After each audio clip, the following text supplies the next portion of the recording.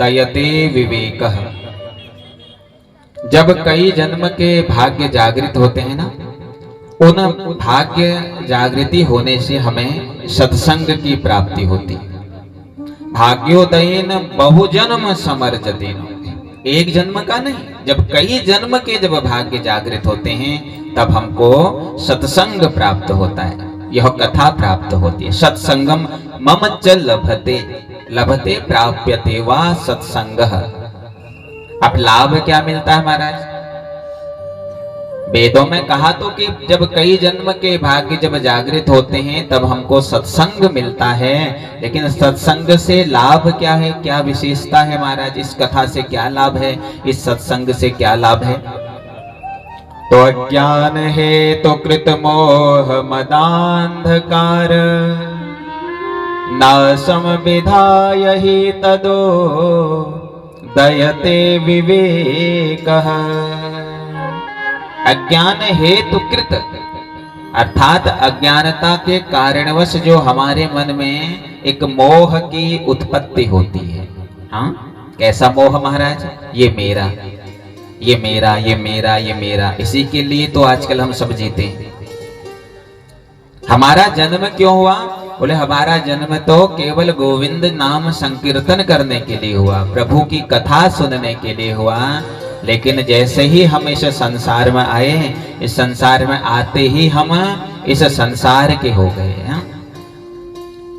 तो अज्ञानता के कारणवश जो एक मोह हमारे मन में उत्पन्न हो गया हो, उस मोह को दूर करके नासम विधाय ही तदो दयते विवेकः। उस अज्ञानता को दूर करके हमारे मन में ज्ञान की उत्पत्ति कराता है, विवेक की जागृति कराता है। क्योंकि बिन सत्संग विवेक न होई, बिनु सत्संग विवेक न होई, बिन सत्संग विवेक न होई, बिनु सत्संग विवेक न होई, बिन सत्संग विवेक न होई। जब तक हम सत्संग श्रवण नहीं करेंगे, जब तक हम गोविंद की कथा श्रवण नहीं करेंगे महाराज, तब तक हमारे मन में विवेक की जागृति नहीं हो सकती, ज्ञान की जागृति नहीं हो सकती। और जब तक मन में विवेक नहीं है, ज्ञान नहीं है, तब तक सब निरर्थक है। हम धनवान हैं, लेकिन धनवान होने के साथ साथ हम विवेकवान नहीं हैं, तो हमारा धनवान होना निरर्थक है। हम बलवान तो हैं, लेकिन बलवान होने के साथ साथ हम विवेकवान नहीं हैं, तो हमारा वह बलवान होना भी निरर्थक है। हम रूपवान हैं, लेकिन रूपवान होने के साथ साथ हम विवेकवान नहीं हैं, तो हमारा रूपवान होना निरर्थक है। धन है लेकिन विवेक नहीं होगा तो धन असत मार्ग में लग सकता है। बल है लेकिन बल के साथ विवेक नहीं होगा तो बल को हम दुरुपयोग कर सकते हैं। इसी प्रकार जब तक विवेक नहीं है, अब विवेक उत्पन्न कहाँ हो? बोले सत्संगम, सत्संग से ही विवेक की जागृति होती है। नासम विधाय ही ततो दयते विवेकः। तो यह सत्संग श्रवण करने से हम सबके मन में, हम सबके भीतर एक विवेक की जागृति होती है। और जब तक विवेक नहीं है सब कुछ निरर्थक है। प्रेम से बोलेंगे राधे राधे। हम तो आइए प्रवेश करते हैं प्रथम दिवस की कथा में। सच्चिदानंद रूपाय विश्वोत्पत्त्यादि हेतवे तापत्रय विनाशाय श्री कृष्णाय वयं नुमः। भागवत जी के महात्म्य में प्रवेश करते हैं। तो महात्म्य का अर्थ है महत्वता। इस कथा की क्या महत्वता है उसे कहा गया महात्म्य। और जब तक हमें किसी की महत्वता का पता नहीं चलता तब तक हमारा उसके प्रति समर्पण नहीं होता। एक वस्तु हमको फ्री में मिल जाती है और एक वस्तु को हम खरीद करके लाते हैं। जो वस्तु हमको फ्री में मिल जाती है उसका महत्व हमारे मन में नहीं रहता। क्यों? क्योंकि फ्री में मिली है, उसका महत्व पता नहीं है। लेकिन एक को हम खरीद करके लाए हैं तो उसका महत्व होता है, भाई खरीदी है, हमारा पैसा खर्च हुआ है। तो जब तक हमको किसी का महत्व पता नहीं चलेगा तब तक हमारे मन में उसके प्रति भाव नहीं आएंगे। तो इसलिए कोई भी कथा जब प्रारंभ होती है सज्जनों, उस कथा में प्रथम इस कथा का महात्म्य की व्याख्या की जाती है।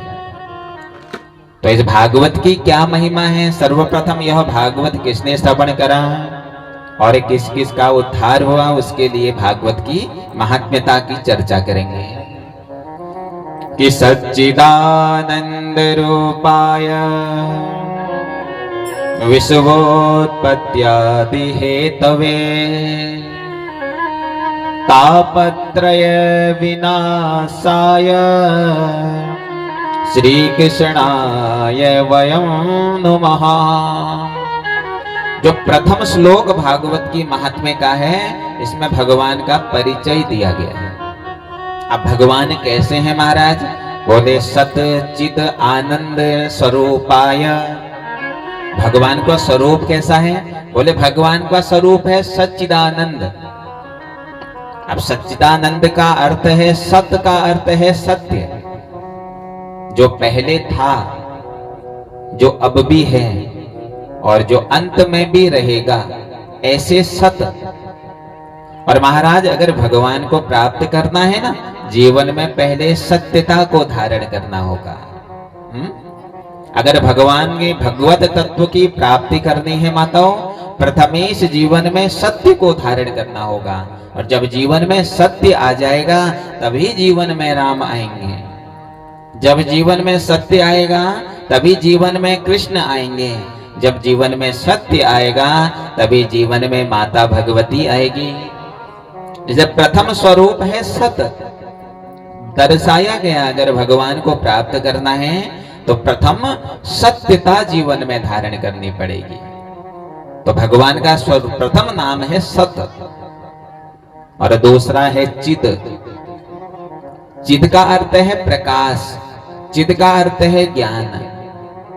सांसारिक वस्तुओं को ढूंढने के लिए हमें प्रकाश की आवश्यकता पड़ती है, हाँ? लेकिन परमात्मा को ढूंढने के लिए हमें किसी प्रकार की प्रकाश की आवश्यकता नहीं पड़ती, क्योंकि परमात्मा स्वयं प्रकाश है। एक वस्तु हम स्वयमेव अपने हाथ से अपने कमरे में रख देते हैं, और अगर उस वस्तु को ढूंढना होगा ना, हमें प्रकाश की आवश्यकता पड़ेगी, हमें लाइट की आवश्यकता पड़ेगी। स्वयमेव की रखी हुई वस्तु को भी ढूंढने के लिए हमको एक प्रकाश की आवश्यकता पड़ेगी। लेकिन परमात्मा के नामों को ढूंढने के लिए हमें किसी प्रकार की प्रकाश की आवश्यकता नहीं है। उसको जहां जप लो, जहां सुमिरन कर लो, वह वहीं पर प्रकट हो जाता है। इसलिए भगवान का दूसरा नाम है चिद। और तीसरा रूप है भगवान का आनंद। आनंद तो स्वयमेव मेरा राम है, आनंद तो मेरा कन्हैया है। हाँ, आजकल तो हमने आनंद बड़ा सस्ता बना दिया महाराज। हैं बोला चाय पी तो बड़ा आनंद आया, हाँ? पकौड़ी खाई, अरे बड़ा आनंद आया महाराज। बोले बड़े गाड़ी में घूमे थे, उसकी गाड़ी में बैठ करके तो बड़ा आनंद आया। महाराज आनंद एक बार अगर भीतर आ जाता है ना, दूसरा फिर लाने की आवश्यकता नहीं पड़ती है। आनंद इन सांसारिक चीजों में नहीं है, आनंद तो मेरे राम के नामों में है। इसीलिए तो कहा ना, नंद घर आनंद भयो। अभी आप लोग श्रवण करोगे आगे, नंद घर बेटा भयो नहीं कहा, नंद घर लाला भयो नहीं कहा, नंद घर आनंद भयो, क्योंकि आनंद और कोई नहीं है। आनंद मेरा कृष्ण है, आनंद मेरा राम है। सच्चिदानंद रूपाय। आप करते क्या है? विश्वोत्पत्त्यादि हेतवे।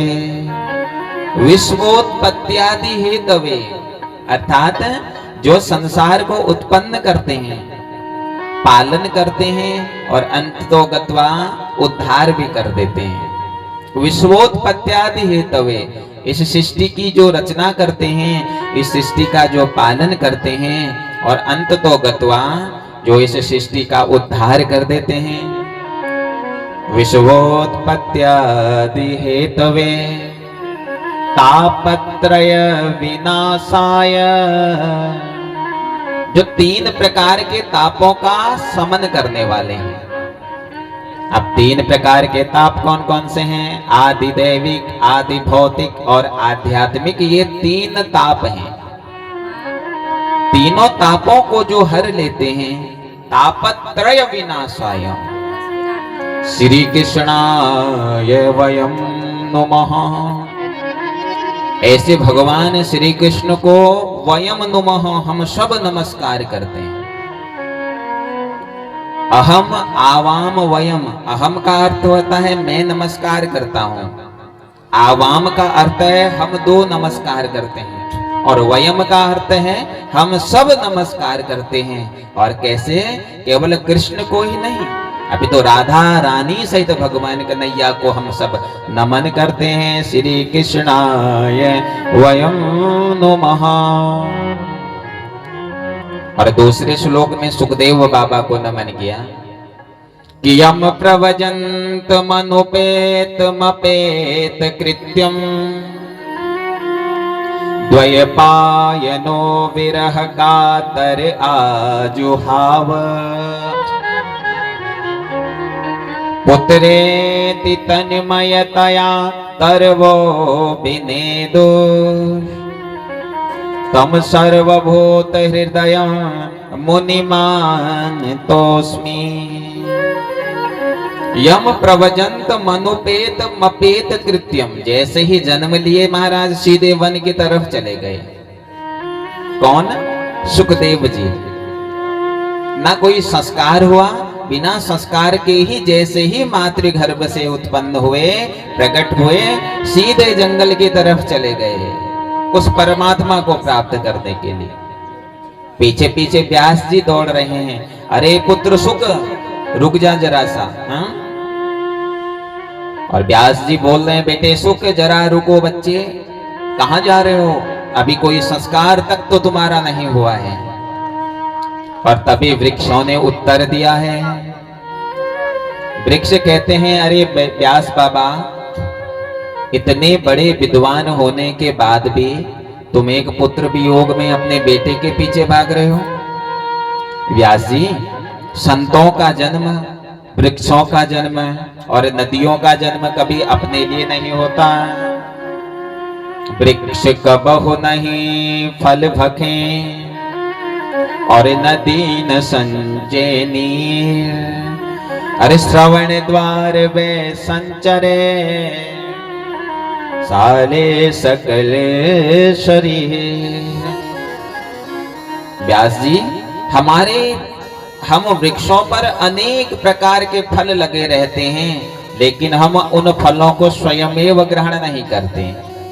लोग हम पर पत्थर मारते हैं और उसके बदले में हम उन्हें अपने पुत्रों को दे देते हैं। नदियों में व्यास जी अथाह जल भरा रहता है, लेकिन नदियां स्वयमेव उस जल को नहीं पीती हैं। ठीक उसी प्रकार से संतों का जन्म भी व्यास देव कभी अपने लिए नहीं होता। व्यास जी कह रहे हैं कि मैं अपने पुत्र के वियोग में नहीं दौड़ रहा हूं। अरे मैं तो इसलिए दौड़ रहा हूं कि इस बेटे का अभी ना कोई संस्कार हुआ है। अगर ये वन में गोविंद का ध्यान भी करेगा, ये मन में अगर कन्हैया का स्मरण भी करेगा, तो करेगा कैसे? क्योंकि कोई संस्कार तो अभी तक इसका हो ही नहीं पाया। वृक्षों ने कहा, व्यास जी, अगर आपका सच्चा पुत्र होगा ना, एक दिन जरूर वापस आ जाएगा, आप वापस चले जाओ। और व्यास जी अपने उस पवित्र आश्रम में आकर के बैठ गए और गोविंद का स्मरण करने लगे। तो दूसरे श्लोक में सुख बाबा सहित व्यास जी को नमन किया। और आइए अब प्रवेश करते हैं नैमिषारण्य की पावन धरा में। कोई भी कथा अगर प्रारंभ होती है तो वह नैमिषारण्य तीर्थ से ही प्रारंभ होती है। चाहे वह श्रीमद् भागवत की कथा हो, चाहे वह राम कथा हो, चाहे वह सत्यनारायण जी की कथा हो, तो वह कथा आरंभ नैमिषारण्य तीर्थ से ही होती है। आपने सत्यनारायण जी की कथा सुनी होगी, एकदा नैमिषारण्य। तो नैमिषारण्य की इतनी महिमा क्यों बताई गई है? क्योंकि इस नैमिषारण्य को तीर्थराज कहा गया है, पुराण राज कहा गया है, क्योंकि इस नैमिषारण्य से ही पुराणों की उत्पत्ति हुई। अब इतनी महिमा क्यों गाई गई महाराज? एक समय ऋषियों के मन में एक भाव आया कि हम 1000 वर्ष तक एक यज्ञ करते हैं, और जब 1000 वर्ष तक कोई यज्ञ चल रहा हो तो उस यज्ञ के लिए स्थान की बड़ी आवश्यकता होती है। कौन सा स्थान हमारे लिए उत्तम रहेगा, कौन सा स्थान अच्छा रहेगा। हम 7 दिन का यज्ञ करते हैं, 9 दिन का यज्ञ करते हैं, तो उसके लिए भी हम स्थान नियुक्त करने में बड़े असमंजस में पड़े रहते हैं कि कौन सा स्थान हमारे लिए उपयुक्त रहेगा, कौन सा उपयुक्त नहीं रहेगा। तो ये तो 1000 वर्ष तक यज्ञ चल रहा था। तो पहुंचे ब्रह्मा जी के पास और ब्रह्मा जी से कहते हैं कि ब्रह्मदेव, हमारे मन में भाव आ रहा है कि हम 1000 वर्ष तक एक यज्ञ करना चाह रहे हैं, तो उसके लिए कोई स्थान बता दीजिए। तो व्यास जी ने, इधर भगवान ब्रह्मा जी ने एक चक्र बनाया और कहा जाओ, ये चक्र जहां जाकर के स्थापित हो जाएगा उस स्थान को तुम अपने लिए उपयुक्त समझना। और जैसे ही यह चक्र छोड़ा, यह चक्र हमारे इस धरामंडल में आया और धरामंडल में आते आते उत्तर प्रदेश में प्रवेश हुआ, और उत्तर प्रदेश के सीतापुर नामक जनपद के भीतर एक वन में इसकी निमि स्थापित हो गई। अरण्य का अर्थ होता है वन, तो एक अरण्य में इसकी निमि स्थापित हो गई और नाम पड़ गया नैमिषारण्य। बोलो नैमिषारण्य धाम की जय हो। यानी चक्र भ्रमण करते हुए आया। जब कहीं स्थापित नहीं हुआ तो एक अरण्य के भीतर जाकर के इस चक्र की निमि स्थापित हो गई। आप लोगों ने भी अगर कभी नैमिषारण्य के दर्शन किए हो तो वहां पर एक सुंदर सा चक्र तीर्थ है। तो वह चक्र तीर्थ भगवान ब्रह्मा जी के ही चक्र से इस चक्र तीर्थ की उत्पत्ति हुई। सुंदर सा चक्र तीर्थ बना। आकाशवाणी हुई कि हे ऋषियों, इस चक्र तीर्थ में स्नान करो। सबने चक्र तीर्थ में स्नान किया और स्नान करके महाराज एक सुंदर सी यज्ञशाला का निर्माण किया, और यज्ञशाला का निर्माण करके समस्त ऋषिजन यज्ञ करने लगे। बोलो भक्त वत्सल भगवान की जय हो। सुंदर सा यज्ञ प्रारंभ हुआ और यज्ञ चल ही रहा था कि यज्ञ के मध्य में 18 वर्ष के नवयुवक सूत महाराज का प्रवेश होता है। बोलो सूत जी महाराज की जय हो। अब जैसे सूत जी महाराज का प्रवेश हुआ, ये समस्त ऋषि स्वागतार्थ खड़े हो गए।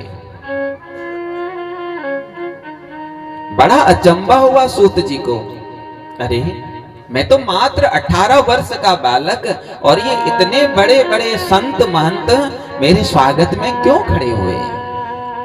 सूत जी को एक आसन दिया है और आसन में परम श्रद्धेय सूत महाराज विराजमान हुए। आसन की भी बड़ी महत्वता है, किसको कहां पर आसन देना चाहिए। हमारे शास्त्र कहते हैं माता पिता गुरुश्चैव सब मुखे आसनम भवे। जो हमारी माता पिता और हमारे जो गुरु हैं वो हमारे सम्मुख बैठने चाहिए।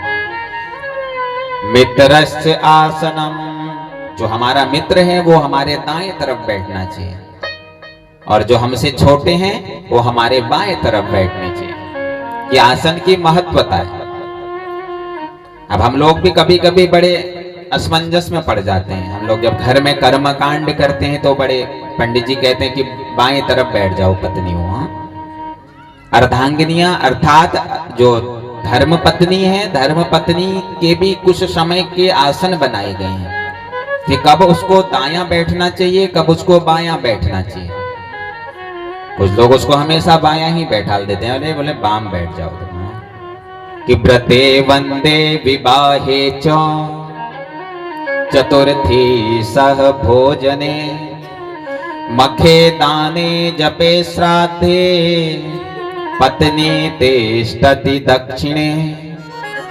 यानी हम कोई भी कर्म कांड कर रहे हो, कोई भी पूजा कर रहे हो, कोई भी यज्ञ कर रहे हो, उस समय हमारी पत्नी हमारे दाएं तरफ विराजमान होनी चाहिए।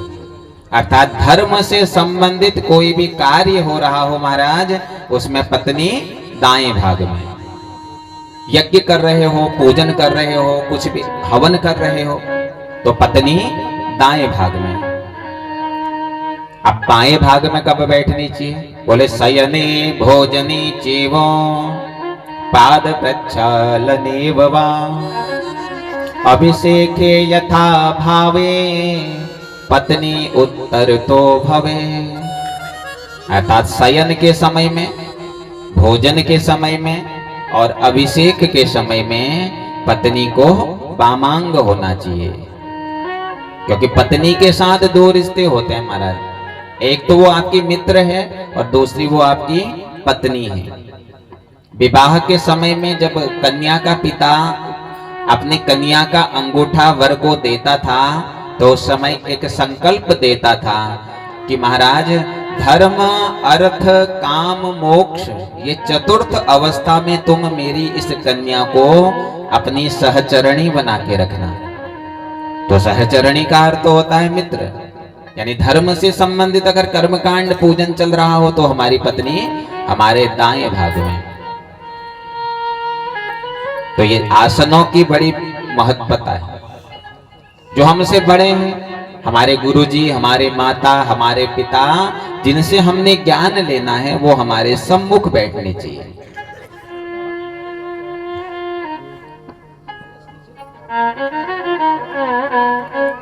तो ये आसनों की महत्वता है। बोलो भक्त वत्सल भगवान की। तो जैसे सूत जी महाराज यज्ञ सभा में पधारे,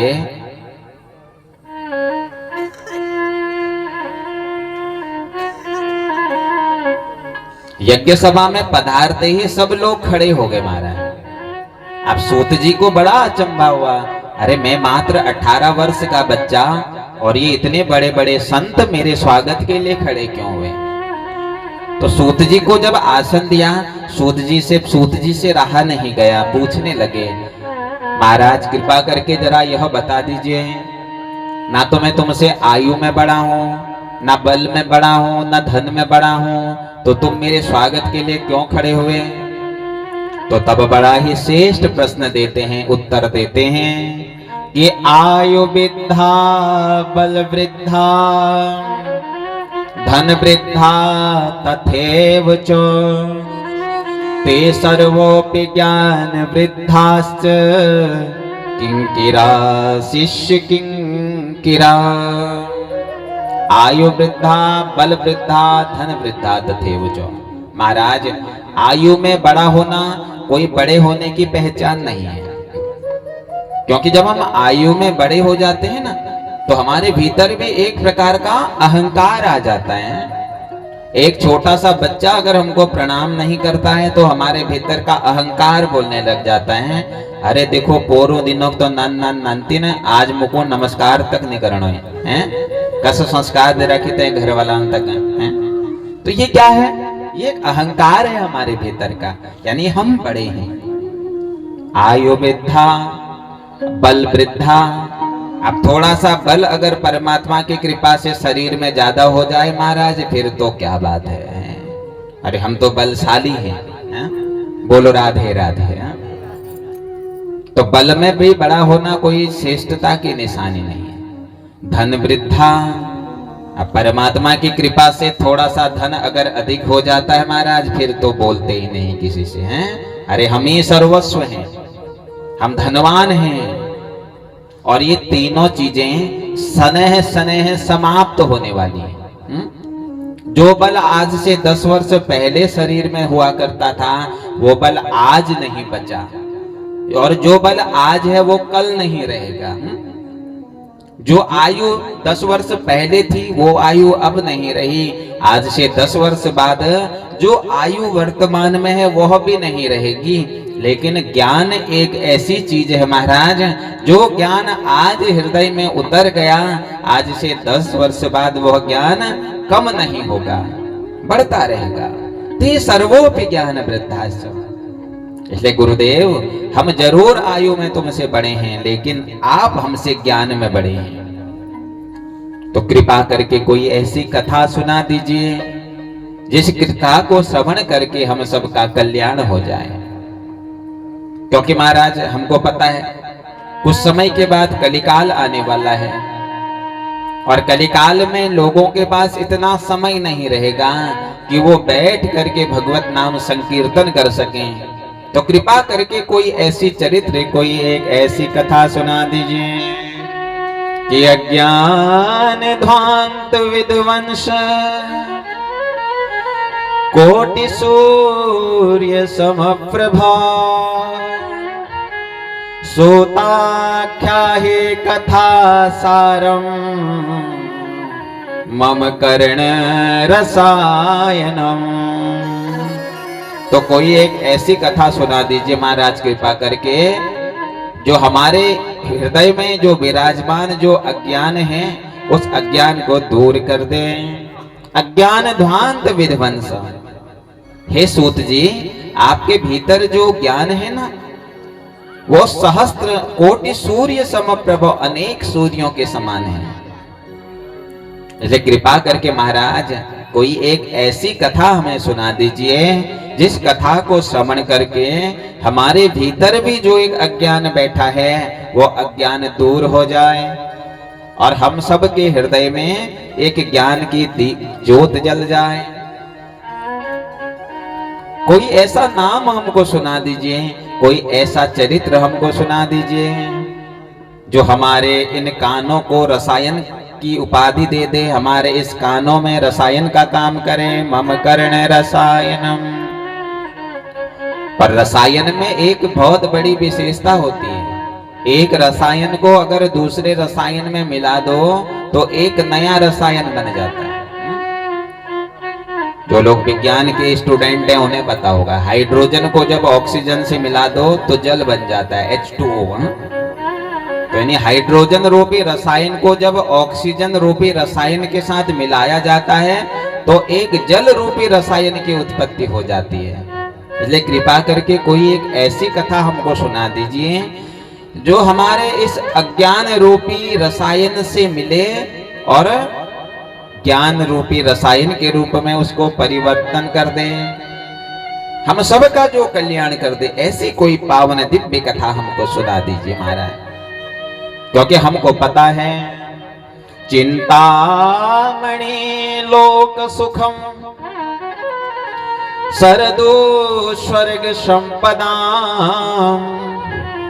प्रयच्छति गुरु प्रीतो वैकुंठम योगी दुर्लभम। तो कह रहे हैं, कहते महाराज, क्योंकि एक मणि बता रहे हैं जिसका नाम है चिंतामणि।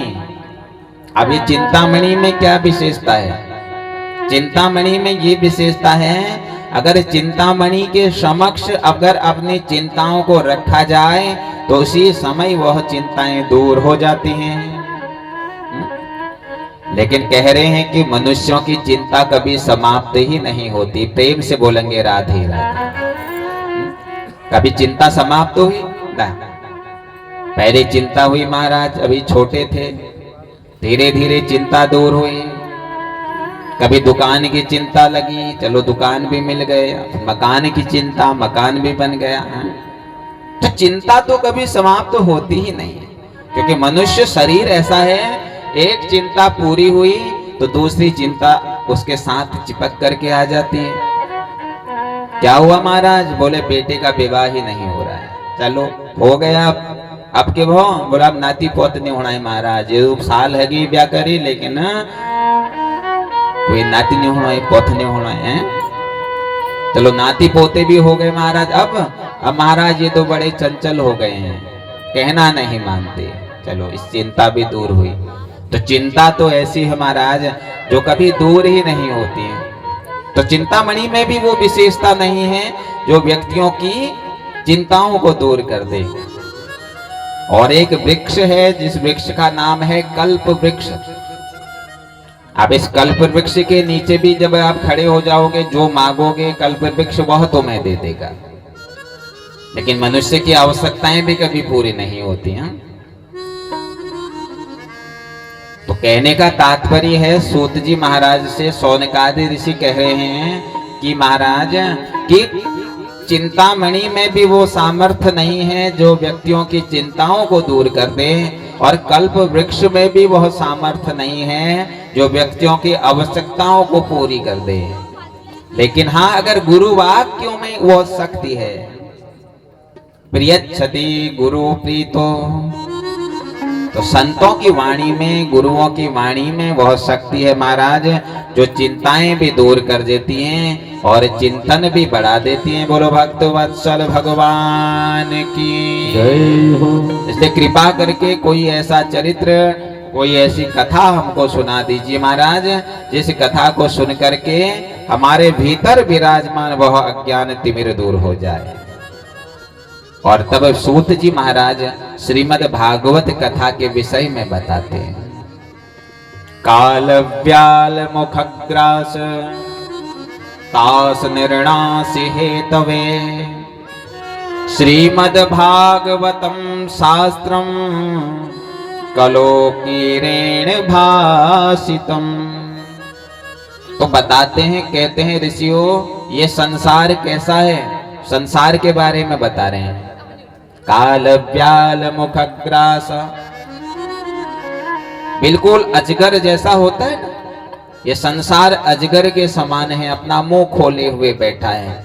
और हम सब उस अजगर के मुंह के निवाले बन करके बैठे हैं। न जाने कब अजगर अपना मुंह बंद कर दे और कब हमको इस संसार से जाना पड़े। काल व्याल मुखग्रास, हम सब उस काल के ग्रास बने हैं। किसी को पता नहीं कब तक जाना है, किसी को पता नहीं कब आना है, और किसी को पता नहीं कब जाना है। तो इसलिए इस मृत्यु भय को जो दूर करने वाला है वही है श्रीमद् भागवत। इस संसार में जो आ जाता है ना, उसको संसार से जाना होता है। इसलिए तो कहते हैं कि घर में बेटा हो गया, यानी हो तो गया, हुआ है तो गया, यानी जाएगा भी। तो संसार का अर्थ है जिसमें जो सरकते रहता है। पहले बचपन था, धीरे धीरे बचपना सरक गया। अब धीरे धीरे जवान हुए तो जवानी भी सरक गई, बुढ़ापा आ गया, और धीरे धीरे बुढ़ापा भी सरक जाता है। और एक दिन ऐसा आता है महाराज, हम सबको संसार से सरकना पड़ता है। तो इस संसार रूपी जो यह अजगर है, जो अपना मुंह खोल करके बैठा है, हम सब इस अजगर के मुंह के निवाले हैं। न जाने कब यह अजगर अपना मुंह बंद कर दे, और न जाने कब हमको यह संसार छोड़ करके जाना पड़े। बोलो भक्त वत्सल भगवान की जय हो। तो उसी मृत्यु भय को दूर करने के लिए श्रीमद् भागवत की उत्पत्ति हुई। अब भागवत कहते किसे हैं महाराज? हम कहते हैं ना, हम भागवत सुन रहे हैं, तो भागवत है क्या, किसे भागवत बोलते हैं? तो भागवत 4 शब्दों से मिलकर के बना है, भा ग व और त। तो भौ का अर्थ है भक्ति, गौ का अर्थ है ज्ञान, और वो का अर्थ है वैराग्य, और तो का अर्थ है तिरोधारी। तो यानी भौ भक्ति। एक बार जो भी भाव से भगवान की यह कथा सुन लेता है, भागवत श्रवण कर लेता है, उसके हृदय में भक्ति का संचार हो जाता है। तो भौ का अर्थ भक्ति, गौ का अर्थ है ज्ञान। हम भागवत जब हम श्रवण करते हैं तो गोविंद के चरित्रों का ज्ञान हमको होने लग जाता है। तो गौ का अर्थ है ज्ञान, और वो का अर्थ है वैराग्य। और जिस संसार को हम अपना इतना मान लेते हैं, बिल्कुल फिर उस संसार की वास्तविकता हमको पता चलने लग जाती है कि ये वास्तविक संसार है क्या। तो वो का अर्थ है वैराग्य और तो का अर्थ है तिरोधार्य। और जब हमारे भीतर भक्ति जागृत हो जाती है, ज्ञान जागृत हो जाता है, वैराग्य जागृत हो जाता है, तो निश्चित रूप से हम सबका कल्याण हो जाता है। बोलो भक्त वत्सल भगवान की जय। तो वही भागवत है। तो ये भागवत कोई साधारण नहीं है हमारा। आजकल तो बहुत आसानी से कथा मिल जा रही है। आजकल कथा आसानी से मिल जा रही है, लेकिन लोगों की मनोवृत्तियां परिवर्तित नहीं हो रही हैं। आजकल तो हर गली में, हर क्षेत्र में भागवत कथाएं तो बहुत हो रही हैं, लेकिन हम जैसे पहले थे वैसे ही आज भी हैं। कोई परिवर्तन हमारे भीतर नहीं आ रहा है। तो भागवत श्रवण, केवल श्रवण नहीं करना है। भागवत श्रवण करके उसका हमने मनन भी करना है। गोविंद की चरित्र सुनने मात्र के लिए नहीं है। गोविंद के चरित्र केवल बोलने मात्र के लिए नहीं है। उनको श्रवण करके उनका मनन भी हमें करना चाहिए, तब वो कुछ हमें लाभ देता है। और यह कथा केवल हमारे इस भूमंडल में ही है, धरा मंडल में ही है, पृथ्वी लोक में ही है। बस स्वर्ग लोक में कथा नहीं है हमारा। एक समय की बात है जब सुखदेव बाबा परीक्षित जी को पुनीत पावन यह भागवत कथा सुना रहे थे, तो उसी समय देवता स्वर्ग का अमृत लेकर के पहुंचे हैं और कहते हैं, देखो सुखदेव जी, ये स्वर्गामृत तुम ले लो और इसके बदले में कथा अमृत हमको दे दो। हमको पता चला है कि परीक्षित जी को सप्तम दिवस में तक्षक नामक सर्प ने डसना है, तो इसके बदले में आप परीक्षित जी को ये स्वर्गामृत दे दो, पिला दो, और इसके बदले में हमें कथामृत दे दो। परीक्षित जी ने बड़े भाव से डांटा, कहा हटो देवताओ, तुम ये कांच के बदले में मणि लेना चाहते हो? अरे हमारा जो भागवत है ना, ये मणि के समान है कि को सुधा को कथा लोके को कांच को मणिर्महान ब्रह्मारतो विचार्येव तदा देवांजुहास। को सुधा को कथा लोके को कांच को मणिर्महान। अरे कहां तुम्हारे स्वर्ग का अमृत यह कांच के जैसा, और कहां हमारा भागवतामृत ये मणि जैसा। हम तुमको यह मणि नहीं देंगे, जाओ। और देवता एक जगह पर बिल्कुल एकांत भाव में बैठ गए और क्या देखते हैं कि सप्त दिवस में परीक्षित जी ने यह श्रीमद् भागवत की कथा श्रवण करी, और श्रीमद् भागवत की कथा श्रवण करने के पश्चात परीक्षित जी का उद्धार हो गया। तो बड़े अचंभित हुए सब लोग और ब्रह्मा जी के पास पहुंचे हैं। और ब्रह्मा जी ने क्या किया? ब्रह्मा जी ने लघुन्यानानि जातानि गौरवेण इदं महा तदा ऋषिगणा सर्वे विस्मयं परमं लघु। एक तराजू मंगाया और तराजू के एक पलड़े में स्वर्ग की सारी संपदाओं को रख दिया, और एक तराजू के एक पलड़े में हमारी यह भागवत जी को रखा। हुआ क्या महाराज? स्वर्ग के सारे सुख वैभव मेरे इस कथा, इस भागवत के समक्ष फीके पड़ गए। तो इसलिए देवताओं से भगवान कहते हैं कि अभक्ताश्च विज्ञायो न ददो सो कथामृतम श्रीमद् भागवती वार्ता सुराणामापि दुर्लभम। तो हे देवताओं, आप सब अभक्त हो। अरे अगर तुम ऐसे ही कथा श्रवण करने आ गए होते ना, हम तुमको भागवत कथा श्रवण करा देते। अरे तुम तो इसको खरीदने आए थे, तुम इसका मोल लेकर के आए। तुमने कहा इसके बदले में हमको भागवतामृत दे दो, अरे भागवत को तो ना कोई खरीद सकता है महाराज, ना कोई बेच सकता है, क्योंकि यह कथा अमर है। बोलो भक्त वत्सल भगवान की जय। और सबके लिए यह कथा है भी नहीं, केवल 2 प्रकार के लोगों के लिए यह कथा है। तो प्रथम जो है वो है रसिक। अब रसिक कौन है? जो नित नित गोविंद की कथा सुनते हैं। ओ हरे राम राम राम सीता राम राम राम, हरे राम राम राम सीता राम राम राम। ओ हरे राम राम राम सीता राम राम राम, हरे राम राम राम सीता ये राम सभी। राम राम। ओ हरे राम राम राम सीता राम राम राम, हरे राम राम राम सीता राम राम राम। हरे राम राम राम सीता राम राम राम, हरे राम राम राम सीता राम राम राम।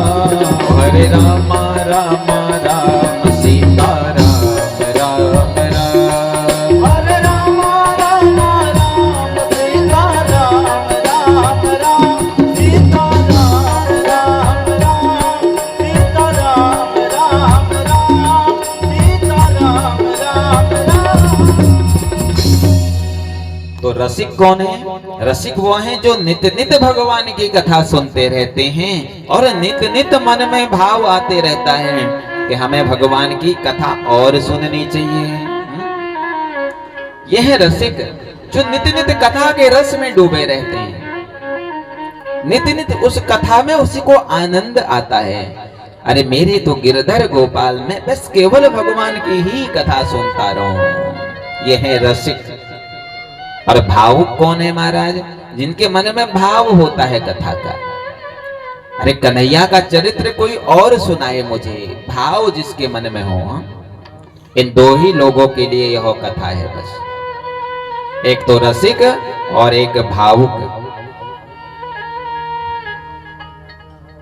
जब तक हम रसिक नहीं हैं, जब तक हम भावुक नहीं हैं, तब तक यह कथा हमको लाभ नहीं देती। बोलो भक्त वत्सल भगवान की।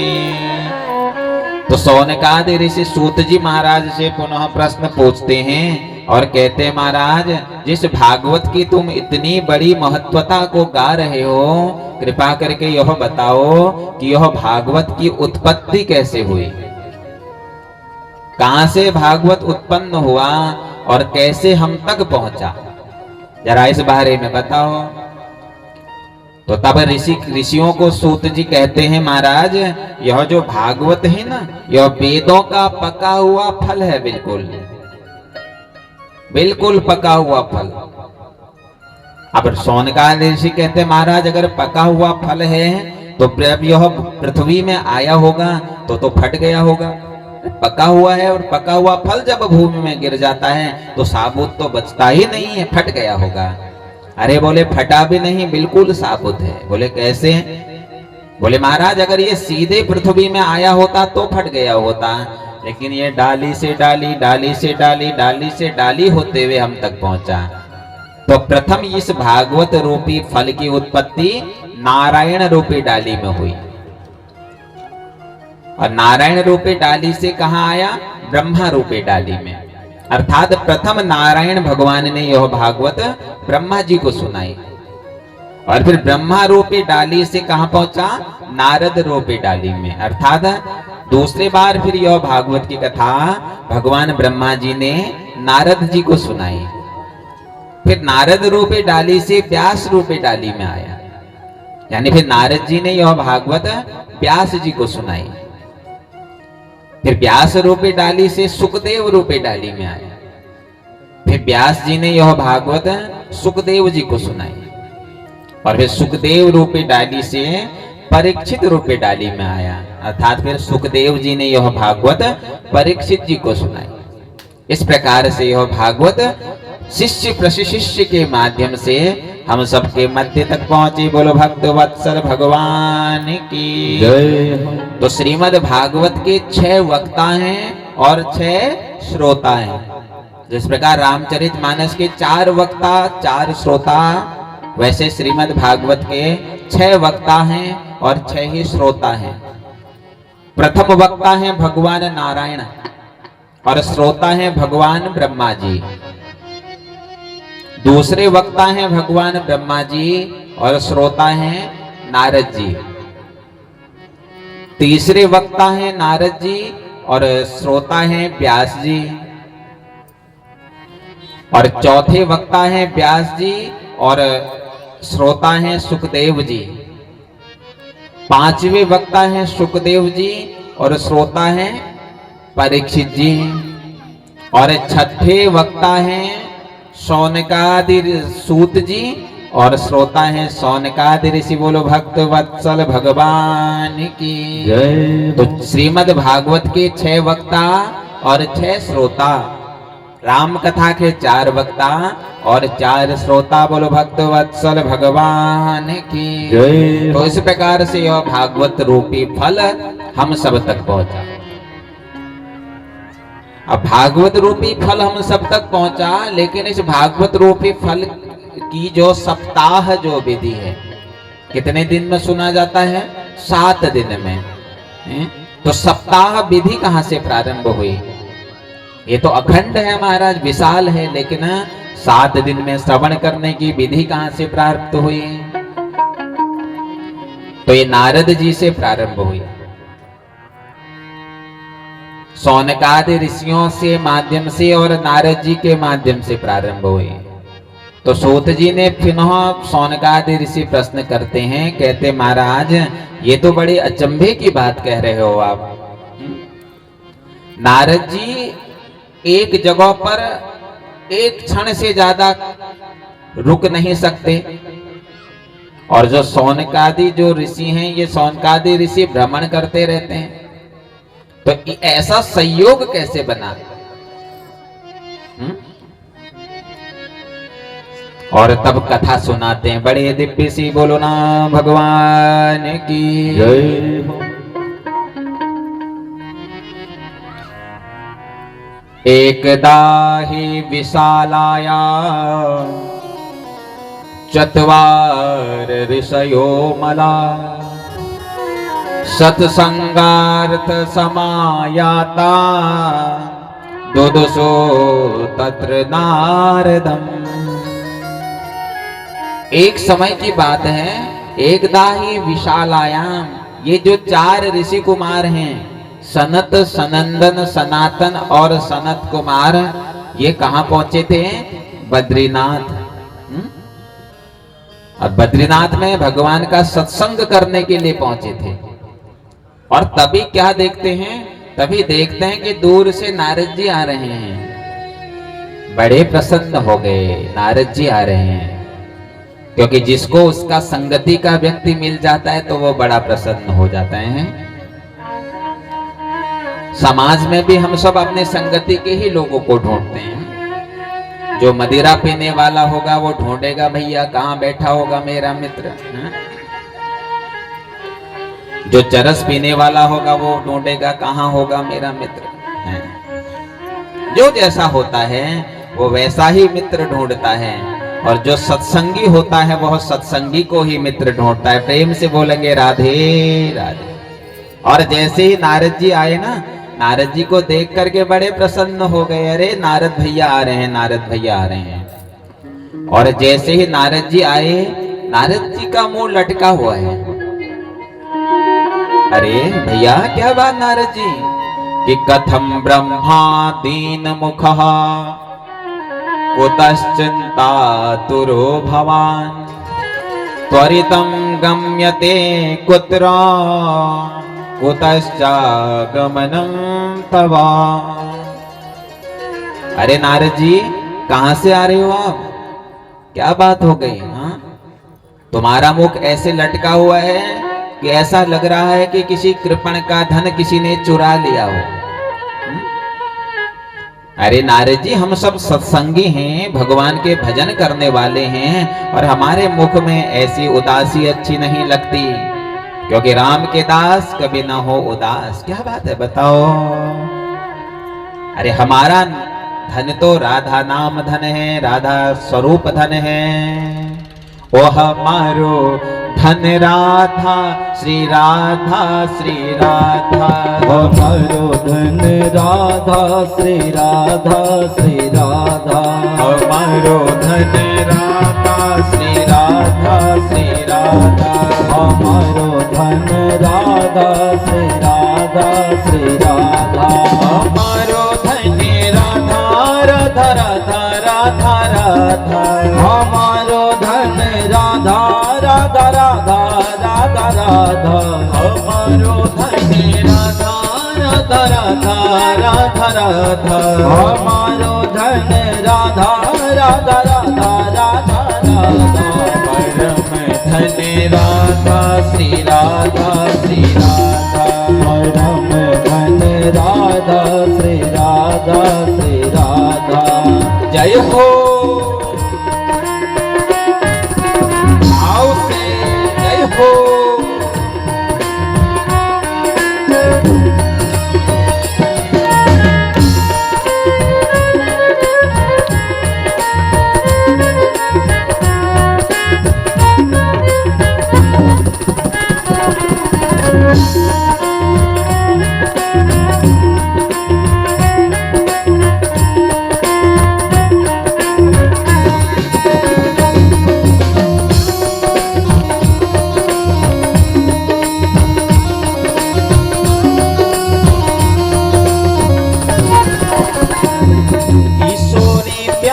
राधा राधा राधा राधा राधा। किशोरे प्यारे राधा, राधा राधा राधा राधा।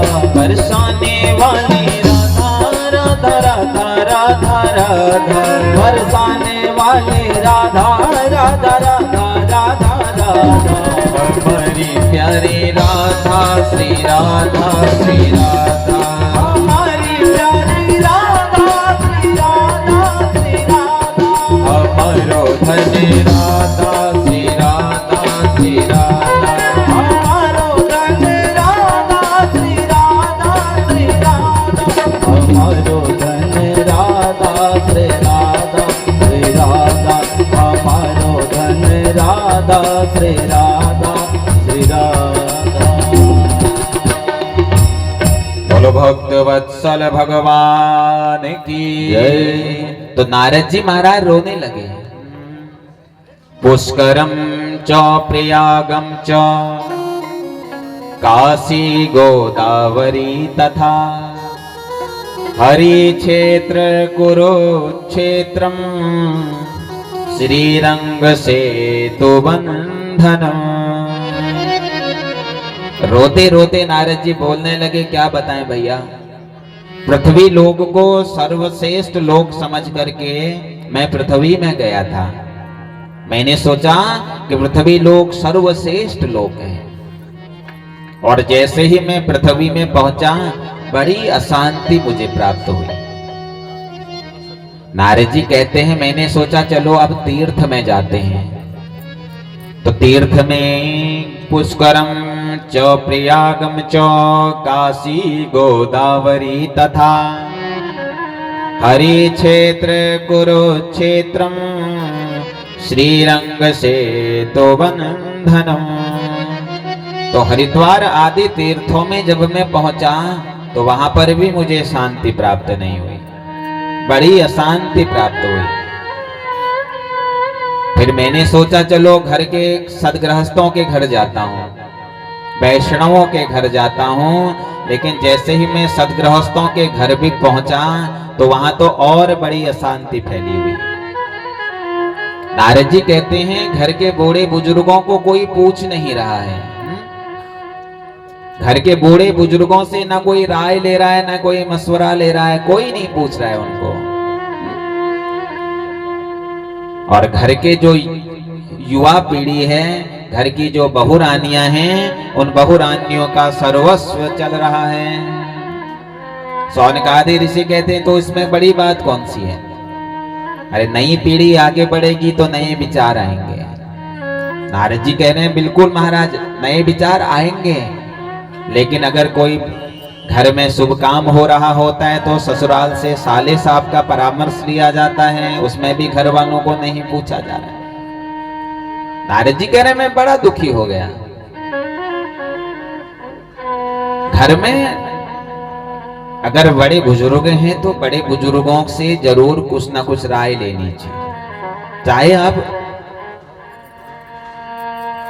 कितने ही बड़े बुद्धिमान क्यों नहीं हो, कितने ही बड़े ज्ञानी क्यों नहीं हो, लेकिन अगर घर के बड़े बुजुर्ग अगर घर में हैं, कोई कर्म कोई अगर करना चाहते हो, कोई कार्य करना चाहते हो तो उनको जरूर पूछो।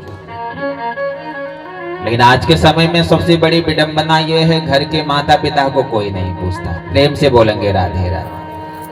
और घर के माता पिता अगर कुछ समझाने की चेष्टा करते हैं, अरे पिताजी हमेशा पुराने ख्यालों में जीते हो आप, हैं? यही तो बोलते हैं। आज से 10-15 वर्ष बाद जब तुम भी इस सीढ़ी पर आओगे ना, जब अपने बच्चों को बताओगे तो तुम्हारे बच्चे भी यही कहेंगे कि पिताजी हमेशा पुराने ख्यालों में जीते हो। हाँ प्यारे, ख्याल ना कोई पुराना होता है, ख्याल ना कोई नया होता है। तुम्हारे घर के माता पिता तुमको वह मार्ग दिखाते हैं जिस मार्ग में चल करके तुम्हारा कल्याण होना होता है। नारद जी कह रहे हैं घर के युवा पीढ़ी को आगे बढ़ना चाहिए, इसमें कोई बड़ी बात नहीं, अच्छी बात है। नई सोच नई उमंग की उत्पत्ति होगी, लेकिन अगर कोई निर्णय अगर परिवार का लेना होता है तो उस निर्णय में जरूर घर के बड़े लोगों से पूछना चाहिए। प्रेम से बोलेंगे राधे राधे।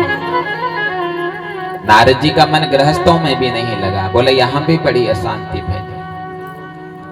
अब नारद जी ने सोचा अब कहां जाया जाए, तो नारद जी कहां पहुंचे, बोले अब संतों के पास चलते हैं। और जब संतों के पास पहुंचे महाराज, संतों के यहाँ और बड़ी अशांति फैली हुई है। केवल बस चोला मात्र से संत बने हैं बस। वहां भी त्राहिमाम जब नारद जी को लगी तो नारद जी अब वृंदावन की तरफ चल रहे हैं। और जैसे ही नारद जी वृंदावन की तरफ जा रहे थे और जैसे ही यमुना मैया के समीप पहुंचे तो नारद जी ने क्या देखा, एक युवती जिसकी अवस्था 18 से 20 वर्ष की होगी, ऐसी यह युवती तो बूढ़े बुजुर्गों के इस युवती के समक्ष दो बड़े बुजुर्ग सो रहे हैं और उस बुजुर्गों के चारों तरफ अनेक स्त्रियां बैठी हैं। नारद जी ने सोचा यहां तो स्त्रियां बैठी हैं, हमारा यहां कोई काम नहीं। तो नारद जी जैसे ही आगे को बढ़ने लगे तो इस स्त्री ने नारद जी को आवाज लगाई कि भो भो साधो क्षणम तिष्ठ मद चिंत्या विनाशय दर्शनम तव लोकस्य सर्वथा हरम परम। हे महाराज, भो साधु क्षणम तिष्ठ, हे साधु महाराज जरा रुक जाइए। मत चिंता विनाशय, अरे जरा मेरी चिंता को दूर करिए। अब जब नारद जी ने सुना तो नारद जी रुक गए। तो नारद जी ने पूछा, देवी आप कौन हो? कि अहम भक्ति रीति ख्याता इमो में तनयो मतो ज्ञान वैराग्य नामानो काल योगेन जर्जरो। हे महाराज, अहम भक्ति रीति ख्याता, मेरा नाम भक्ति है। और आपको जो ये दो बुजुर्ग दिख रहे हैं ना, इमो में तनयो मतो, ये मेरे दो बेटे हैं। अब नारद जी को बड़ा अचंभा हुआ। अरे माँ की तो अवस्था 18 वर्ष की लग रही है, लेकिन जो बेटे हैं वो 80-80 वर्ष की अवस्था वाले लग रहे हैं। इमो में तनयो मतो, और महाराज ये कोई साधारण नहीं है। ज्ञान वैराग्य ना मानो काल योगेन जर्जरो। ये ज्ञान और वैराग्य है। नारद जी महाराज, अब मैं तुम्हें अपना पूरा परिचय बताऊंगी। कहती है, मैं द्रविड़ में उत्पन्न हुई, दक्षिण में उत्पन्न हुई, कर्नाटक में जाकर के बड़ी हुई, महाराष्ट्र में जाकर के मेरा सम्मान हुआ, और जैसे ही मैं गुजरात आई, गुजरात आते ही मैं बूढ़ी हो गई। तो भक्ति की उत्पत्ति कहाँ हुई? दक्षिण में। आज भी आप दक्षिण भारत चले जाओगे तो वास्तविक भक्ति क्या है आपको वहां जाकर के दिखेगी। तो भक्ति की उत्पत्ति हुई दक्षिण भारत में, और धीरे धीरे दक्षिण भारत से जब यह भक्ति बढ़ी तो कर्नाटक में आकर के बड़ी हो गई, और कर्नाटक से जब आगे बढ़ी तो महाराष्ट्र में जब आई, महाराष्ट्र में आकर के भक्ति का सम्मान हुआ, और जैसे ही गुजरात में आ गए तो महाराज गुजरात में आते दंभ पाखंड इतना अधिक बढ़ गया कि भक्ति रानी जर्जर हो गई।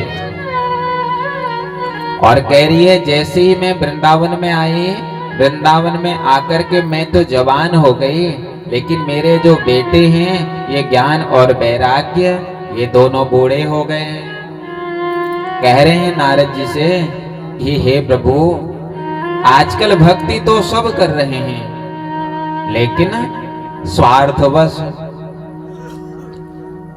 किसी के मन में ये भाव नहीं है कि मेरे भीतर ज्ञान की उत्पत्ति हो, मेरे भीतर वैराग्य की उत्पत्ति हो। आज हम भी अगर भगवान के मंदिर जाते हैं ना माताओं, हमारा भी स्वार्थ होता है। भगवान से भी प्रार्थना करके आते हैं कि भगवान अगली बार तब आएंगे जब हमारा ये काम सफल हो जाएगा। प्रेम से बोलना पड़ेगा राधे राधे। कभी मंदिर जाकर के मन में भाव आया कि हे भगवान मेरे भीतर ज्ञान जाग जाए, मेरा वैराग्य जाग जाए ना। ज्ञान वैराग्य की प्राप्ति के लिए कोई मंदिर जाता ही नहीं है। अगर भगवान के मंदिर भी जाते हैं तो कोई ना कोई कामना लेकर के ही जाते हैं, और 2-4 बार भगवान के मंदिर चले गए और भगवान ने मनोकामना पूरी नहीं करी, फिर भगवान के मंदिर जाना भी छोड़ देते हैं। अरे भगवान हमारे के काम नहीं होना कि करनो मंदिर जबे रहे, फिर उन्हीं भगवान है। तो भक्ति को भी हमने स्वार्थवश बना दिया। जब हमारा कुछ काम होगा तभी हम मंदिर जाएंगे। तो भक्ति को कभी स्वार्थवश नहीं लेना चाहिए। तो नारद जी ने जब देखा, नारद जी ने सोचा कि देवी ये तो सब कलिकाल के लक्षण हैं कि कलिकाल में व्यक्ति भगवान की भक्ति तो करेगा लेकिन वह स्वार्थवश करेगा। तो नारद जी से जब भक्ति ने पूछा कि महाराज आप कौन हो, आप अपना परिचय बताइए। तो नारद जी ने जैसे ही बोला, महाराज देवी मैं नारद हूं, तो बड़ी सुंदर रूप से भक्ति रानी नारद जी की स्तुति करने लगी। जयति जगति मायाम यस्य कायाम धवस्ते वचन रचनमेकं केवलम चाकलप्य ध्रुव पदमपि यातो यत कृपातो ध्रुवोऽयं सकल कुशल पात्रम ब्रह्मपुत्रम न तस्मि। नारद जी मैं धन्य हो गई कि मुझे आपके दर्शन हुए। महाराज आपकी ही कृपा से तो ध्रुव का उद्धार हुआ, आपकी ही कृपा से तो प्रहलाद का उद्धार हुआ। हे ब्रह्मपुत्र, हे नारद, आपको मैं नमन करती हूँ। कृपा करके नारद जी मेरे पुत्रों की इस मूर्छा को आप तोड़ दीजिए। तो नारद जी ने वेद उपनिषद पढ़े महाराज, और जैसे ही नारद जी ने वेद पढ़े, वेद पढ़ते ही ज्ञान वैराग्य की मूर्छा तो टूटी, लेकिन फिर से मूर्छित हो गए। और आकाशवाणी होती है नारद सत्कर्म करो। नारद जी बोलते हैं यही तो सत्कर्म बताया गया है, वेदों को तो सत्कर्म बताया गया है, पुराणों को ही तो सत्कर्म बताया गया है, इसके अलावा और कौन सा सत्कर्म करूं।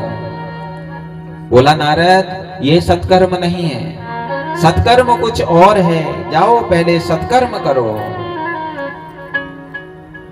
अब नारद जी सत्कर्म को ढूंढ रहे हैं कि ये सत्कर्म आखिर है क्या, किसे सत्कर्म कहते हैं। जो बड़े बड़े जब संतों के पास जब पहुंचे सत्कर्म के लिए, तो बड़े बड़े संतों ने मूकता बांध ली।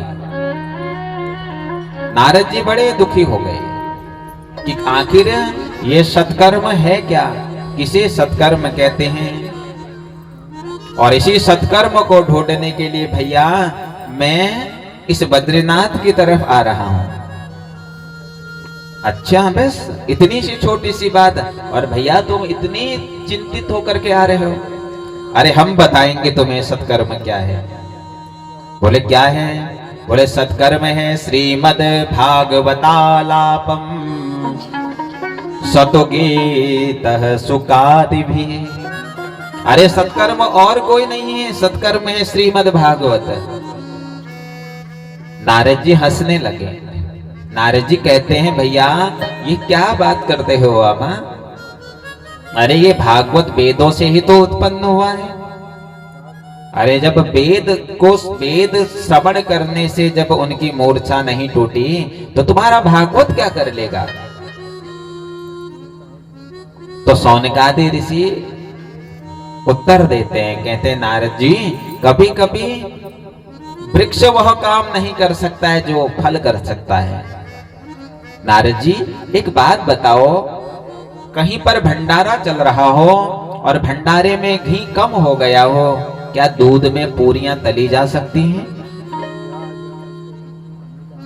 कहीं पर नारद जी भंडारा चल रहा हो, भंडारे में घी कम हो गया हो, तो क्या दूध डाल करके पूरियां तली जा सकती हैं। नारद जी कह रहे हैं नहीं। अरे क्यों नहीं तली जा सकती है नारद जी। अरे घी भी तो दूध से ही उत्पन्न हुआ है। जो काम दूध नहीं कर सकता वो काम घी कर सकता है। नारद जी एक वृक्ष लगाया जाता है, कई वर्ष इंतजार करना पड़ता है कि यह वृक्ष फल देगा, तो ऐसा क्यों नहीं करते हैं कि उस वृक्ष को ही ग्रहण कर लो। कभी कभी नारद जी ऐसा होता है कि जो काम वृक्ष नहीं कर सकते वो काम उनके फल करते हैं। श्रीमद् भागवत जरूर वेद से उत्पन्न हुआ है, लेकिन जो काम यह वेद का फल कर सकता है वह काम वेद नहीं कर सकते हैं। इसलिए सत्कर्म केवलेन श्रीमद् भागवतः, ये सत्कर्म केवल श्रीमद् भागवत है। जाओ नारद जी और जाकर के तैयारी करो, और हम आ रहे हैं श्रीमद् भागवत की कथा श्रवण कराने। बोले कहाँ सुनाओगे। गंगा द्वार समीपम तत आनंद नामकम। तो गंगा जी के समीप जो आनंद तट है, जिसे हर की पैड़ी बोला जाता है, उस हर की पौड़ी का एक नाम है आनंद तट। तो इसी आनंद तट पर सर्वप्रथम श्रीमद् भागवत की कथा हुई थी। सुंदर सा महाराज एक व्यास मंच बनाया गया, और उस व्यास मंच में चारों कुमार बैठे हैं, सनत सनंदन सनातन और सनत कुमार। नारद जी श्रोता के रूप में बैठ गए। और जब सबको पता चला कि श्रीमद् भागवत की कथा हो रही है, अरे बोले वक्ता कौन है। अरे बोले वक्ता हैं सनकादि ऋषि। और श्रोता कौन है। बोले श्रोता है नारद जी। तो तब तो महाराज सब दौड़ दौड़ करके आने लगे। बोले वक्ता भी त्यागी है, श्रोता भी त्यागी हैं, तो जरूर इस कथा से हम सबका कल्याण होगा। बोलो भक्तवत्सल भगवान की। और जैसे ही श्रीमद् भागवत की कथा हुई, सब लोग उस पवित्र आनंद तट पर पहुंचने लगे। 3 प्रकार के लोग कथा सुनने के लिए आए हैं। एक आए हैं वैष्णव, ये अपने शिष्यों के साथ आए। संत आए हैं अकेले, और गृहस्थ अपनी पत्नियों के साथ कथा सुनने के लिए आए हैं। पूरा आनंद तट भर गया। ऐसा लग रहा है कि मान लो कुंभ का मेला चल रहा हो।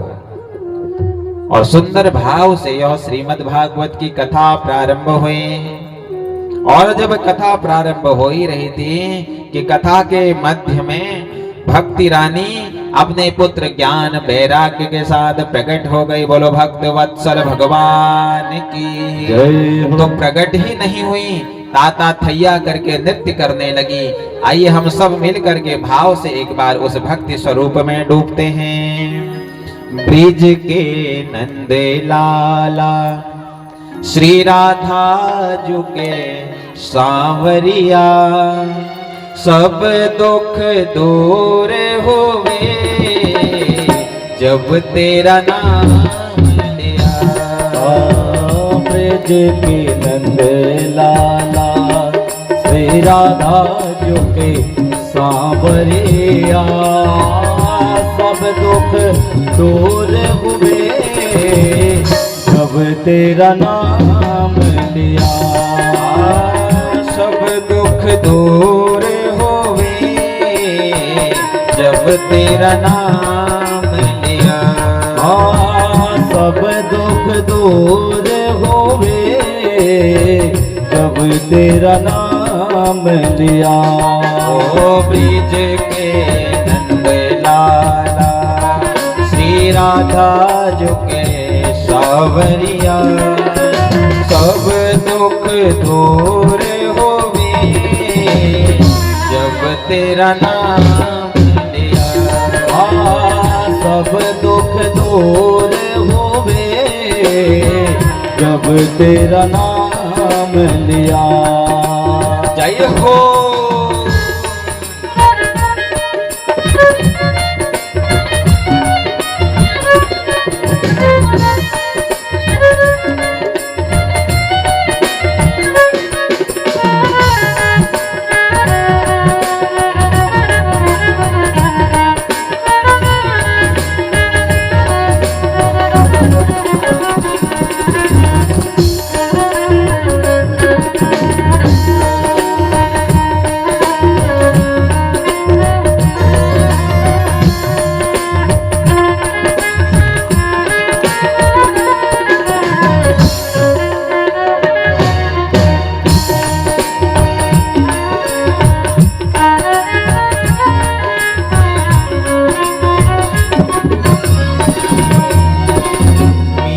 पुकारे तुम्हें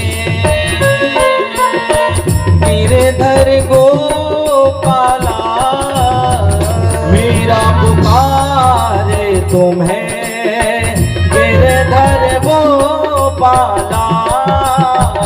मीरा पुकारे तुम्हें गिरधर गोपाला।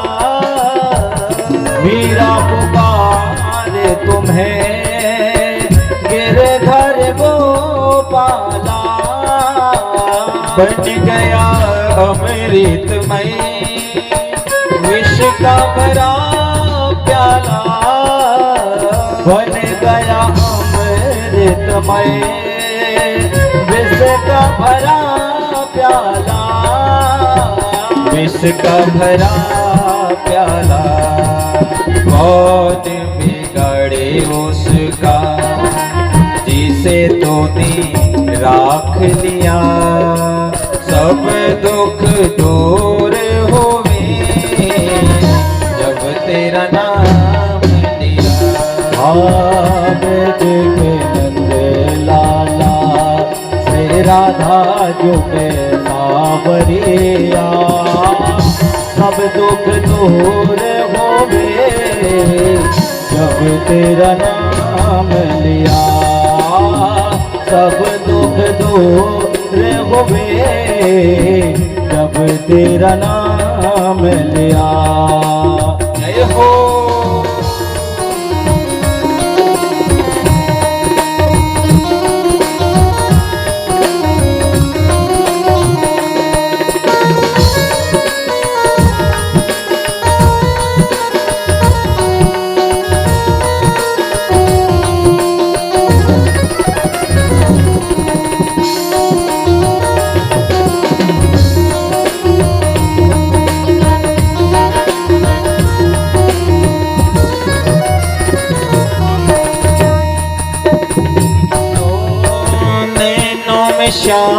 बसे मन में गिरधारी, नैनों में श्याम बसे मन में बनवारे, नैनों में श्याम बसे मन में गिरधारी, नैनों में श्याम बसे मन में गिरधारी, सुध विसराए गई मुरली की धुन सारी, सुध विसराए गई मुरली की धुन प्यारी, मुरली की धुन सारी। तेरे मन मंदिर में रास रचाओ रसिया, सब दुख दूर होवे जब तेरा नाम लिया। ब्रज के नंद लाला श्री राधा जो के सावरिया, सब दुख दूर होवे जब तेरा नाम लिया, सब दुख दूर होवे जब तेरा नाम लिया। जय हो भाव से जय हो।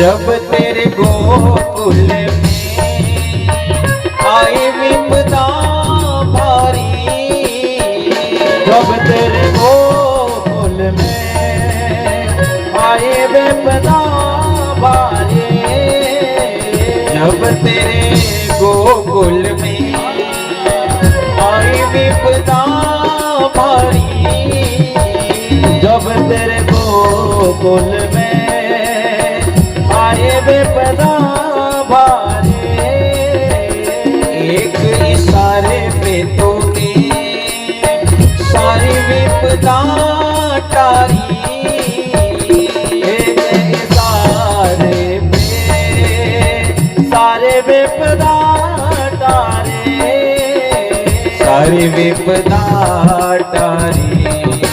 बन गया गोवर्धन जिसे तूने थाम लिया, वो सब दुख दूर होंगे जब तेरा नाम लिया, सब दुख दूर होंगे जब तेरा नाम लिया।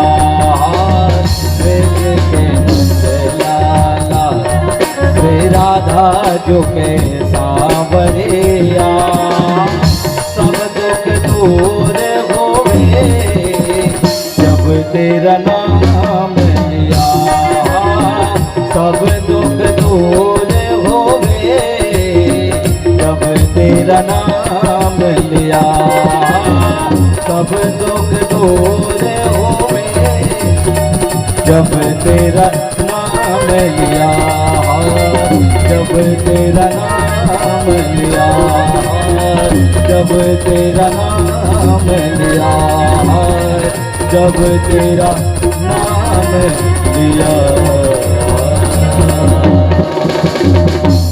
बोलो भक्ति रानी की। तो ताता थैया करते हुए अपने पुत्र ज्ञान वैराग्य के साथ भक्ति रानी प्रकट हो गई। सब बड़े अचंभित हो गए महाराज कि ये भक्ति ज्ञान वैराग्य यहाँ कैसे प्रकट हो गया। सो सनकाद ऋषियों ने कहा कि जहां भगवान की भक्ति होती है महाराज, वहां भक्ति को प्रकट होना ही पड़ता है, चाहे किसी भी रूप में प्रकट हो। और भक्ति अकेले नहीं आती है, ज्ञान और वैराग्य को अपने साथ लेकर के आती है, क्योंकि भक्ति के पुत्र हैं ज्ञान और वैराग्य।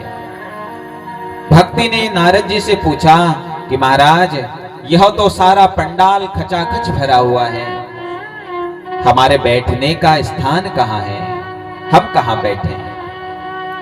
तो नारद जी ने कहा, भक्ति तुम गृहस्थों के हृदय में प्रवेश हो जाओ, क्योंकि वास्तविक गृहस्थ वही है जिसके हृदय में भगवान की भक्ति हो। और ज्ञान से कहा, ज्ञान तुम वैष्णवों के हृदय में प्रवेश हो जाओ। और वैराग्य से कहा, तुम संतों के हृदय में प्रवेश हो जाओ। यानी वास्तविक गृहस्थ वही है जिसके भीतर भक्ति हो, वास्तविक वैष्णव वही है जिसके भीतर ज्ञान हो, और वास्तविक संत वही है जिसके भीतर वैराग्य हो। संत तो कोई भी बन सकता है, लेकिन वास्तविक वैराग्य जिसके भीतर प्रकट हो वही वास्तविक संत है। वास्तविक गृहस्थ कौन है महाराज? वास्तविक गृहस्थ वह है जिसके भीतर भक्ति हो, और वास्तविक वैष्णव वही है जिसके भीतर ज्ञान हो। तो भक्ति ज्ञान वैराग्य जो आज तक जर्जर पड़े थे, जो ज्ञान वैराग्य जर्जर पड़े थे, जिस वो ज्ञान वैराग्य को वेद उपनिषद जागृत नहीं कर पाए, उस ज्ञान वैराग्य को हमारे भागवत ने जागृत कर दिया। और केवल जागृत ही नहीं किया, तरुण हो गए, जवान हो गए। आज हम सब के भीतर ज्ञान वैराग्य तो बैठा है महाराज, लेकिन वह ज्ञान वैराग्य जर्जर पड़ा है। ज्ञान तो सबके भीतर है, वैराग्य भी सबके भीतर है, लेकिन वह ज्ञान वैराग्य बिल्कुल सुप्त अवस्था में है। हम भक्ति तो कर रहे हैं, भगवान के मंदिर भी जाते हैं, भगवान को जल भी चढ़ाते हैं, फूल भी चढ़ाते हैं, लेकिन केवल कामना के लिए हम मंदिर जाते हैं। वास्तविकता अगर देखी जाए, अगर भगवान से मांगो तो हे गोविंद, अपने चरणों की भक्ति मुझे देना, मेरे भीतर ज्ञान की उत्पत्ति कराना प्रभु, जिससे मैं अपना भला बुरा सोच सकूं।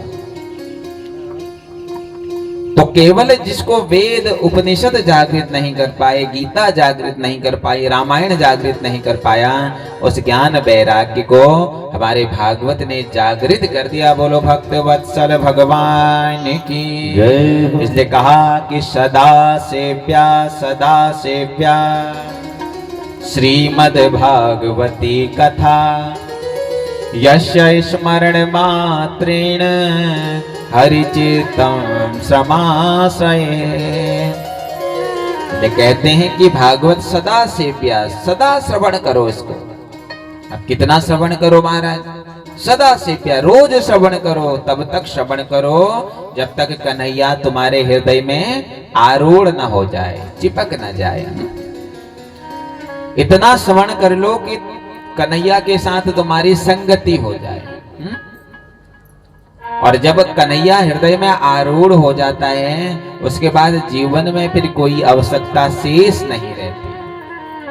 जब कन्हैया हृदय में चिपक जाता है, गोविंद हमारे हृदय में चिपक जाता है, उसके बाद फिर हमें सांसारिक आवश्यकता नहीं पड़ती है, फिर हमारी आवश्यकताओं की पूर्ति हमारा कन्हैया करता है। प्रेम से बोलेंगे राधे राधे। एक बार सूरदास जी एक मार्ग से जा रहे थे, जाते जाते सूरदास जी एक कुएं के अंदर गिर गए। और जैसे सूरदास जी कुएं के अंदर गिरे, भाव से सूरदास जी ने कन्हैया को पुकारा, हे गोविंद मेरी रक्षा करो। और तभी छोटे से एक बच्चे की आवाज आती है, बाबा आप मेरा हाथ पकड़ करके ऊपर आ जाओ। इतने गहरे कुएं में जब इस छोटे से बच्चे ने हाथ डाला और उस हाथ से सूर बाबा को जब बाहर निकाल दिया, तो सूर बाबा पूछते हैं कि तुम कौन हो? तुम कोई साधारण बालक तो नहीं हो सकते हो। तो कन्हैया जी कहते हैं, बाबा मैं पास के ही गांव का एक ग्वाला हूं, सूर बाबा कहते हैं कि जहां तक मुझे पता है आसपास में तो कोई गांव ही नहीं है, और तुम्हारी जो ध्वनि मुझे सुनाई दे रही है उस ध्वनि से ऐसा प्रतीत होता है कि तुम छोटे से बालक हो, और ना तुमने रस्सी डाली तो तुमने मुझे ऊपर कैसे निकाल दिया, कौन हो तुम? और जब इतना कहा ही नहीं था कि कन्हैया दूर चले गए, तो सूर बाबा बोलते हैं, हाथ छुड़ावत जात हो तो निर्बल जान के मोहे, अरे हृदय से जो जाओगे तो मैं जानू तो। अरे कन्हैया हाथ छुड़ा करके तो जा सकता है प्यारे, हाँ, क्योंकि मैं निर्बल हूं, लेकिन जरा प्रयास करके देख कि हृदय से जाकर के देख, क्योंकि कन्हैया मैंने तुम्हें अपने हृदय में बसाया है, तुम मेरे हृदय में आरूढ़ हो मेरे गोविंद। इससे तब तक भगवान की पावन कथा सुनो महाराज, जब तक कन्हैया तुम्हारे हृदय में आरूढ़ न हो जाए, जब तक कन्हैया तुम्हारे हृदय में चिपक न जाए। बोलो भक्त वत्सल भगवान की। तो भक्ति ज्ञान और वैराग्य को, जिस ज्ञान और वैराग्य को वेद उपनिषद जागृत नहीं कर पाए, उस ज्ञान वैराग्य को सिर्फ मेरे इस श्रीमद् भागवत ने जागृत कर दिया। ये कोई साधारण कथा नहीं है महाराज। भाव से अगर एक बार गोविंद की कथा श्रवण कर लो तो जीवन धन्य हो जाता है, जीवन सार्थक हो जाता है कि सार्थकम जीवनम भवे। तो आज की कथा में आपने भक्ति ज्ञान और वैराग्य की पुनीत पावन कथा को श्रवण किया। कल भगवान के अनन्य चरित्रों को आप श्रवण करोगे। आज प्रातः काल से ही कलश यात्रा आदि से थोड़ा विलंब से कथा प्रारंभ हुई थी। कल से जो कथा का जो समय रहेगा वह 2 बजे से लेकर के 5 बजे तक हम यहाँ पे कथा आप और हम श्रवण करेंगे। हमारे जो मां शारदे के जो उपासक हैं वह 1:30 बजे यहाँ पर अपना आसन ग्रहण कर लेंगे। भजनों का भी आप मधुर आनंद लें, और 2 बजे से 5 बजे तक गोविंद की दिव्य चरित्रों की कथा आप सब श्रवण करेंगे, क्योंकि आज प्रथम दिवस ही है। प्रथम दिवस में कलश यात्रा आदि में थोड़ा समय लग जाता है, देवताओं का आवाहन करना होता है, देवताओं को बुलाना होता है। अब देवता भी हमारे इस पंडाल पे, हमारे पूजा मंडप पे प्रवेश हो चुके हैं, तो कल से कार्यक्रम सुचारू रूप से हमारे समय पर चलेंगे। आज की कथा को यहीं पर विराम करते हैं। बोलो भक्त वत्सल भगवान की जय। ओ हरे रामा रामा राम सीता राम राम राम, हरे राम राम राम सीता राम राम राम, हरे रामा रामा राम सीता राम राम राम, हरे राम राम राम सीता राम राम राम, हरे राम राम राम सीता राम राम राम, हरे राम राम राम सीता राम राम राम, हरे राम राम राम सीता राम राम राम, हरे राम राम राम सीता राम राम राम, हरे राम राम राम सीता राम राम राम। आओ सभी लोग उठिए, खड़े होइए।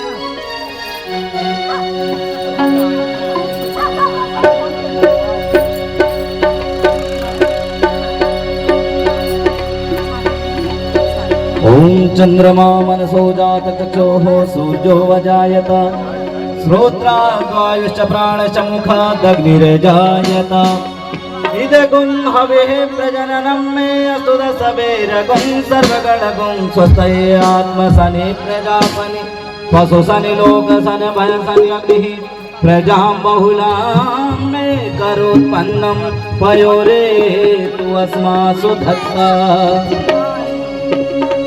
श्री बाके बिहारी तेरी आरती गाऊं, बाके बिहारी तेरी आरती गाऊं, श्री बाके बिहारी तेरे आरती गाऊं, आरती गाऊं प्यारे तुमको गोरे जाऊं आरत गाऊं प्यारे तुमको रे जाऊं बाके बिहारी तेरी आरत गाऊं से बाके बिहारी तेरे आरत गाऊं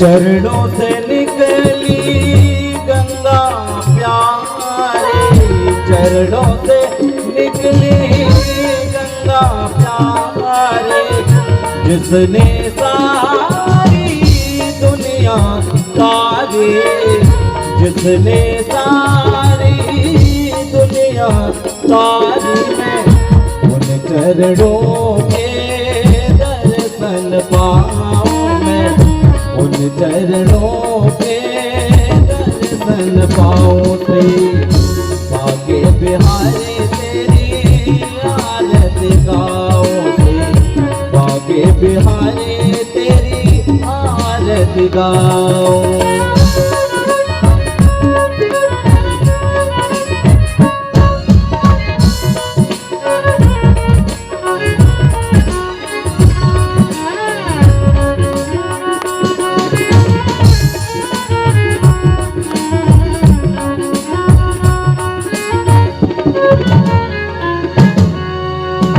दास अनाथ के नाथ आप हो दास अनाथ के नाथ आप हो सुख दुख जीवन प्यारे साथ आप हो सुख दुख जीवन प्यारे साथ आप हो मैं हरि चरणों में शीश झुकाऊं मैं हरि चरणों में शीश झुकाऊं से बाके बिहारी तेरे आरत गाऊं से बाके बिहारी तेरे आरत गाऊं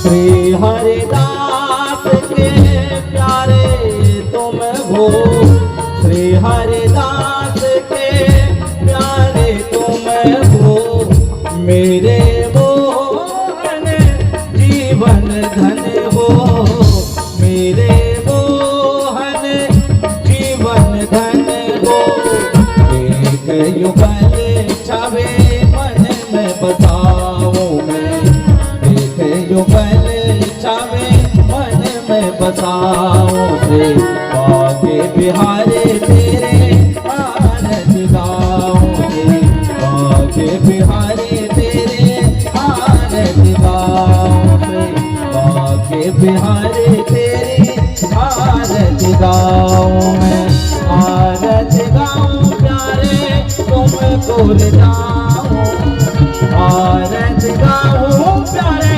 आपको रे जाऊं बाके बिहारी तेरे आरत गाऊं बाके बिहारी तेरे आरत गाऊं मैं आरत गाऊं मैं आरत गाऊं कर्पूर गौरम करुणावतारम संसार सारम भुजगेन्द्रहारम सदा वसंतम हृदयारविंद भवं भवानी सहितं नमामि नीलाम्बुजगजाम्बरकोमलांगं श्वेतासमानं कृत्वामिभागं बाणो महासायिक चारुचापं नमामि रामं रघुवंशनाथं मनोजवं मारुततुल्यवेगं जितेन्द्रियं बुद्धिमतां वरिष्ठं मातात्मजं वानरयोधमोक्षं श्रीरामदूतं शरणं प्रपद्ये हरे राम राम राम हरे हरे हरे कृष्ण कृष्ण कृष्ण हरे हरे हरे राम हरे हरे राम राम राम हरे हरे हरे कृष्णा